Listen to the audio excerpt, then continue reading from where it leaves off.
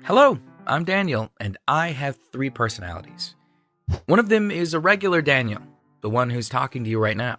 Another one is depressed Daniel, and the third one is Daniel the Maniac. All combined, these three personalities make me a patient with bipolar 1 disorder, also known as manic depressive disorder.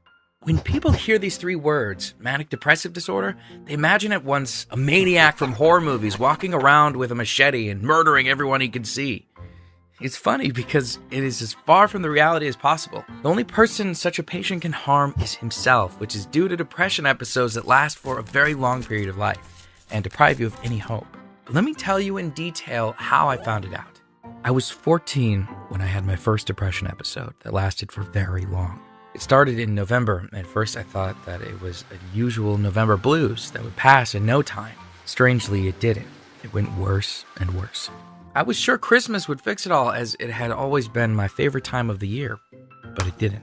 It felt like someone had switched off all the colors in the world, and you're living in black and white. Nothing gave me joy, nothing gave me pleasure or motivation. At some point, I was struggling not even to go to school, but to get up from the bed. What's the reason to do it if there's no hope and no future? When I'm out of depression, such thoughts seem ridiculous to me, but when you're depressed, you are absolutely convinced that life is a vortex that brings you straight to hell. Obviously, my parents got worried at once. They pulled me out of the bed and brought me straight to the doctor, who diagnosed me with clinical depression. That was really wise of them, because when someone is depressed and if you leave him alone, you never know what it can finish with. The doctor prescribed me antidepressants. They didn't work 100%, but they toned my depression down a bit. That was anyway a huge relief. I finally returned back to school, which was a huge step forward because I was failing everything. In April, my depression passed. I hoped that it was finally it, one strange episode that wouldn't be repeated. I was living my normal life and was slowly forgetting the horror I've survived until one day, my manic episode started. This is something impressive to tell. Every patient lives his mania in a different way. Someone starts spending money uncontrollably. Others start partying all day long. You don't even notice how things change. You receive a flow of uncontrollable energy, and you try to discharge yourself in some way. You feel like a Superman who can handle anything. Climbing a 40-foot tree? On my way. Telling your school principal or boss everything you think about him? I'm a hero. Winning $1 million at a casino? I feel lucky. I didn't realize something was wrong with me. In my case, I didn't want to do anything bizarre or dangerous. Point is, I started seeing signs everywhere. Please don't laugh. I know it's ridiculous, but when you're manic, you don't reason. I saw the signs of some global conspiracy that suddenly became clearly visible everywhere I looked.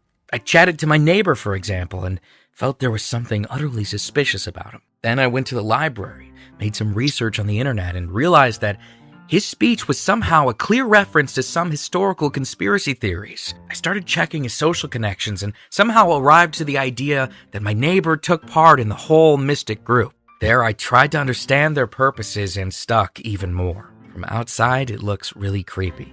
I drew an enormous chart on the wall of my room with all the connections and ideas I've found, and I've wasted endless notebooks to write all my findings. If you've seen A Beautiful Mind, you can imagine what it looks like, even if the main character has a different disease. When my parents saw me like that, they again brought me to the doctor, who that time was much more worried. I got my new diagnosis and new pills that were supposed to ease my state. Well, you need time to understand what pills work for you. After I got diagnosed with bipolar 1, I already have 3 periods of depression and 2 manic attacks. The worst part of it is that you can't control it. You can just take your medicine and pray that this time it will work and you won't have it, because this kind of thing is cyclic. When you get a depression, even if you understand that it's just a disease and it'll pass soon, you can't get rid of the feeling that everything is hopeless and pointless. On the other hand, when you're in mania, you don't realize it properly. Your mind can't stop to think about it. You have a million thoughts at the same time and you desperately try to control them. It is incredibly tiring, but surprisingly, I've found a bonus in it. I have an ambition to become an author of thriller stories, but I've always had difficulties in finding a perfect plot. Now, when I turn back to normal from my manic episodes, I start analyzing my crazy conspiracy investigations. My diagrams and diaries are an endless source of ready-made criminal plots for years and years ahead. Somehow, mania wakes up forces of your imagination you didn't know you had. Now, I'm living my life not knowing which of the Daniels will be in the spotlight next. I have to wait and look for the medicine that will keep me stable. In the meantime, as a regular Daniel, I'm trying to write some thriller stories, and they come out pretty well. I'll soon try to publish them. Wish me good luck for my medicine and for my writing. Share this story and leave a comment if you know other people with bipolar disorders. It's also important to raise the awareness about people with such a condition, so like this video if you agree.